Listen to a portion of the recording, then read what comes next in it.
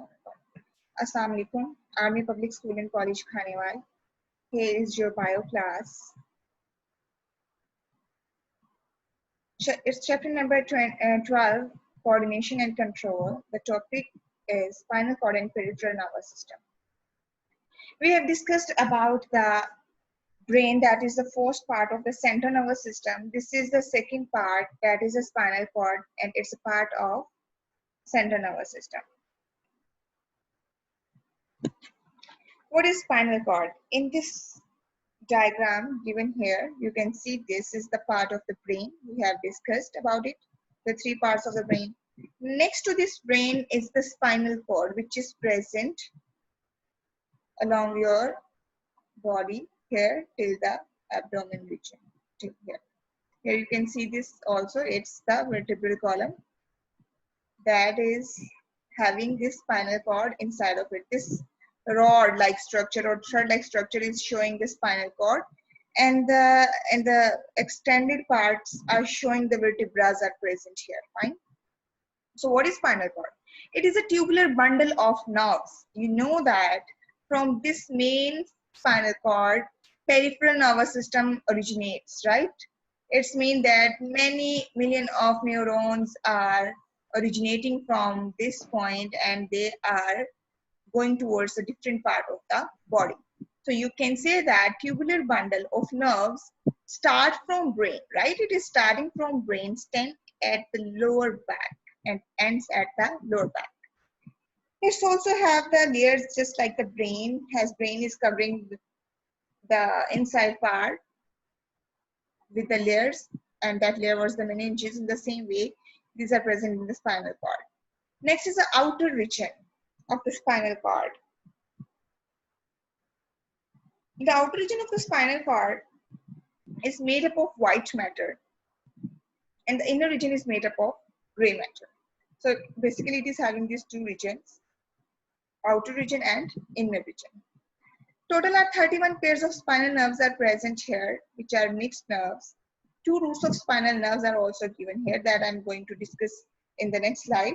But which 2 roots are there? One is the dorsal root, sensory axon. Sensory axon means that accept the messages, and ganglion where cell body is located.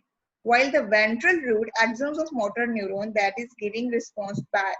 Fine, that is the ventral root. So the spinal cord is having 2 roots, one that is accepting the message and giving it towards the spinal cord, and spinal cord sending it towards the brain, and the second one is the ventral root, axons of motor neurons that after receiving message send it towards the different body parts. Okay, see the next. Here is the diagram of spinal cord. You can see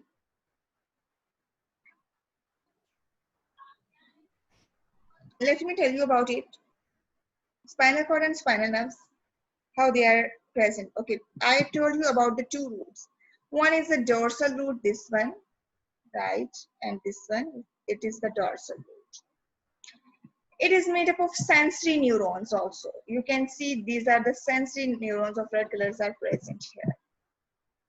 While the ventral root is of blue color, you can see here ventral nerves, and they are having the motor neurons, right? So these are the types of the neurons. Sensory neurons are present in the dorsal root, and motor neurons are present in the ventral root. Okay, if you see its regions, as I told you, it is having 2 regions. Here I mentioned outer region, white matter, inner region, gray matter. Let's see about it. Here you can see this is the white matter. This is a butterfly-like structure, the gray color structure. It is given here, right? This is the inner region. What it is actually this whole is the inner region, and it is having the gray matter inside it. While white matter, that is making the outer region. This is the whole outer white region. It is made up of the white matter. Hence, it is having its 2 regions, the inner region and the outer region. The inner region is having a structure just like the butterfly, as you can see here. Moreover, it is having the neurons. You can see that they are having the neurons. Fine. What kind of neurons are present here? Inside of gray matter, you can see here are the interneurons, right? These are the interneurons. And towards this gray matter, dorsal root is bringing sensory message with the help of the sensory neurons. Here this message is interpreted and with the help of interneurons, and then it is sending back towards the effector through these motor neurons. So one thing to tell you about that is 31 pairs of spinal nerves. So you can see that it 31 pairs total. 31 pairs of spinal nerves arises along spinal cord. So you can see that from here 31 pairs of spinal nerves arises. And one thing that I would like to tell you, they are all mixed nerves because each contains axons of both sensory and motors. As you can see here, both sensory neurons are also here and motor too. Fine. In the same way, it is having 31 pairs and each is well equipped with the sensory neurons and the motor neurons. At the point where a spinal nerve arises from spinal cord, there are two roots of spinal nerves, as I have already mentioned, the dorsal root and the ventral root. You can see that these are the nerves. Fine, it's originating, it's giving rise to the two roots, the dorsal root and the ventral root. What happened actually? I will explain it with this diagram.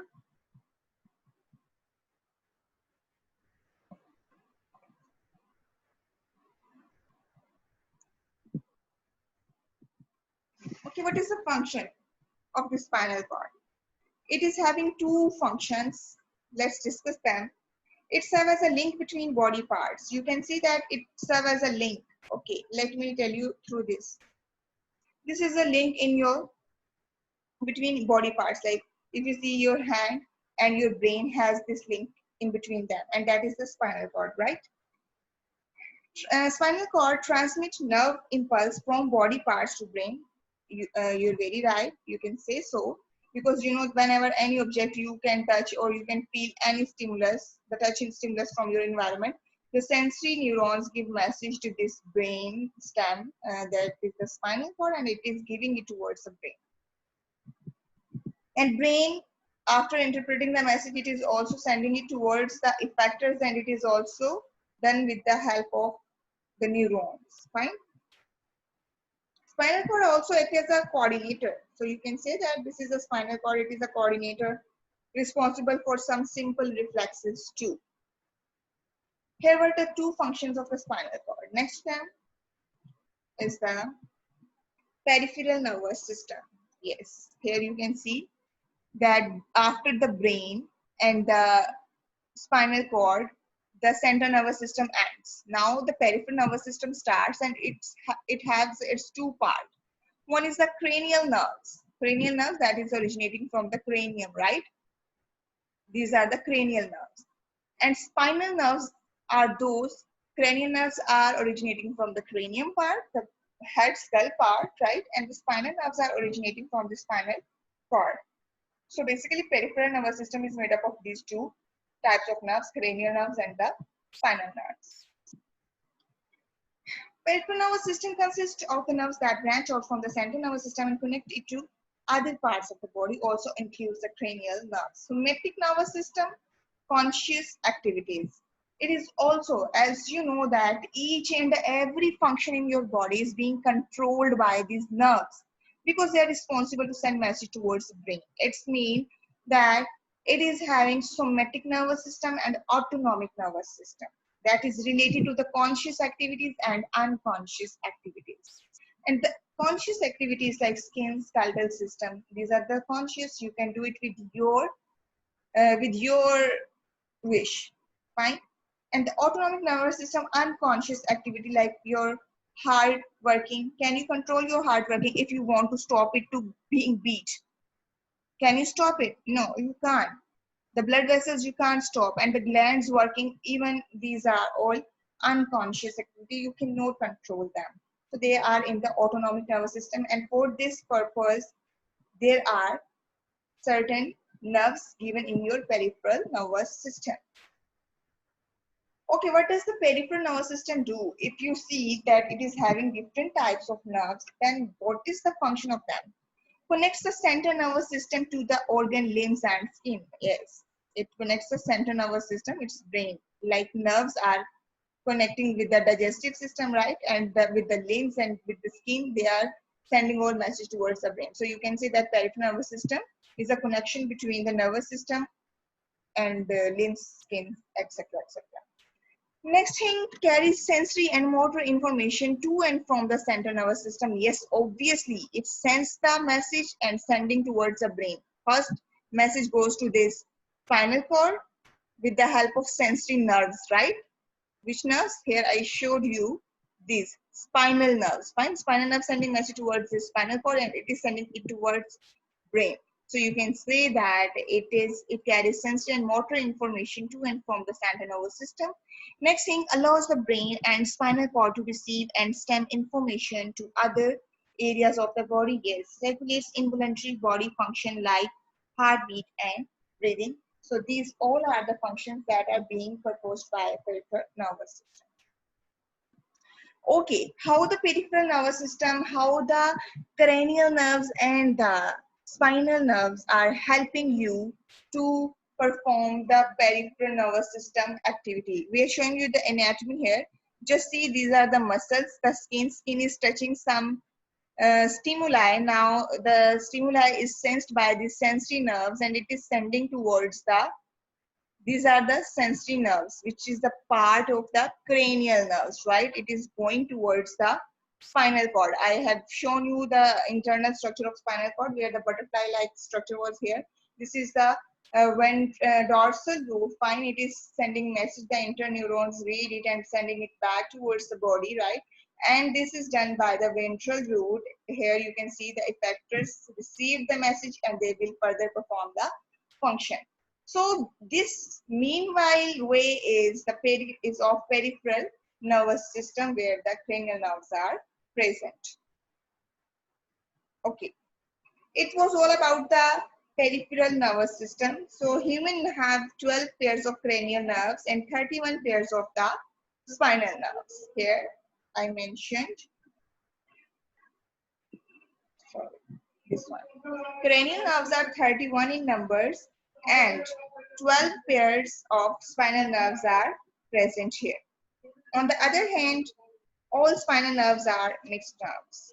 Some are motor and some are mixed. Okay class, here our peripheral nervous system gets ends. Do you have any confusion here? No. No? It's clear how the peripheral nervous system works and No. what are the further parts of it and how they are working. If it is clear, should I move ahead? Or you need any answer from my side?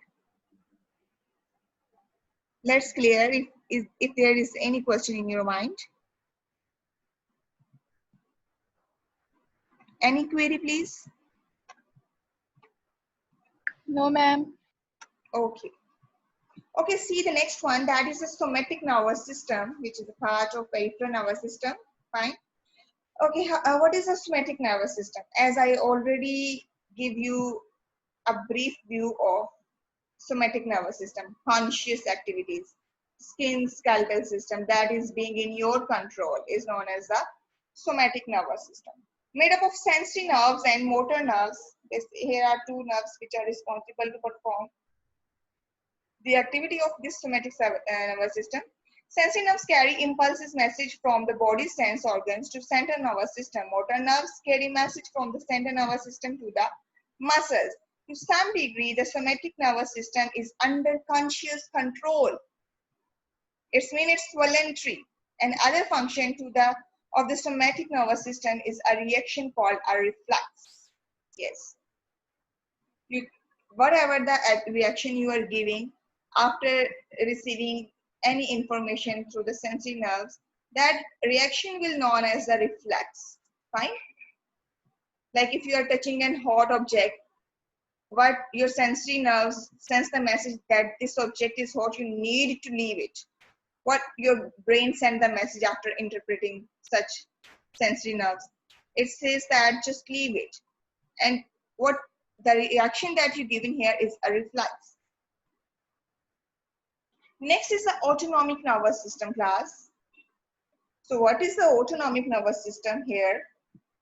Do we know the autonomic nervous system? Autonomic nervous system is the opposite of the uh, somatic nervous system, right? In autonomic nervous system, the activities are not in your control. You can say that these are the unconscious activities. Fine. It is further categorized into two parts: the parasympathetic region and the sympathetic regions. What is the parasympathetic and sympathetic? That are unconscious. How we can deal with them? So most of the same organs but cause opposing or antagonistic effects. What is the meaning of the antagonistic? It is opposite effect. Opposite, like when you are inhaling air, at the same time you are also exhaling air in the process of breathing. So this is the antagonistic effect, the opposite. Fine. The same way, when you are running, you are walking, your muscles are moving. One is contracting, the other one is relaxing. So this is what? This is the opposing movements. Okay? Opposite movements, and it is known as the antagonistic effects. So simply the parasympathetic, if it happens right after that, sympathetic is also occurred, and it is called autonomic nervous system, and it is the antagonistic effects. Let's see the parasympathetic: routine maintenance, rest and digest, while the sympathetic: mobilization and increased metabolism, fight, flight or fright. Okay, for this purpose, let me give you one example. Whenever you feel the high intensity of light, what happened with your eyes? The pupil of your eye get constrict, right? Why? Why it happens so? Because it can't bear so much intensity of the light. That's why it's happening so. And that the sudden effect of your eye, that you just close your eyes. This is a sympathetic. This is a sympathetic nervous system, right? This is known as the fight or flight. One thing more, that if somebody is standing there, okay, let's suppose you are not telling me what am I asking from you, student, what I will supposed to do. I will give you a slap.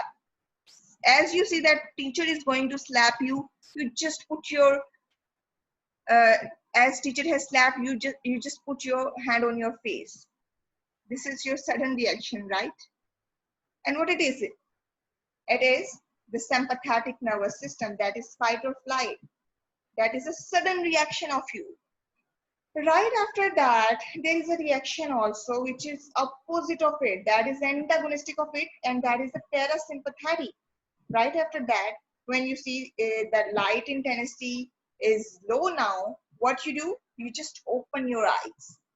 What is this? This is the rest and digest. Routine maintenance, it's been normalize of the function. When you feel that this situation has passed, now the situation is normal, what do? This is the parasympathetic nervous system. So it's clear what is the sympathetic and parasympathetic. This is unconscious controls two parts, in which one you are giving the action. Right after that, the second one is also you are giving the reaction of your previous action. It is called the autonomic nervous system. For this purpose, here you can see the neurons responsible, the efferent motor nerves carry impulses from CNS, central nervous system, brain and spinal cord, to muscle or organ, peripheral tissues. Yes, motor neurons always send message towards the effectors, while the efferent means exit. Afferent means to get something entered. Sensory nerve, neuron, which transmit impulses from sense organs, bring information from periphery to central nervous system. Is it clear? Yes.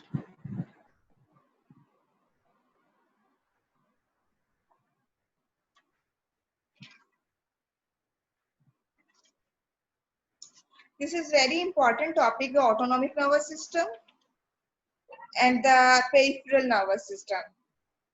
So just mention on your books about them, important questions. The autonomic nervous system is very much important because in 5-year papers you can see in each paper this question. So it's very important.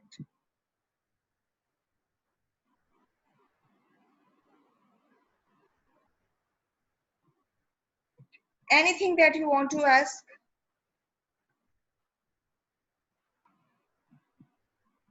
Okay, here our lesson is ended.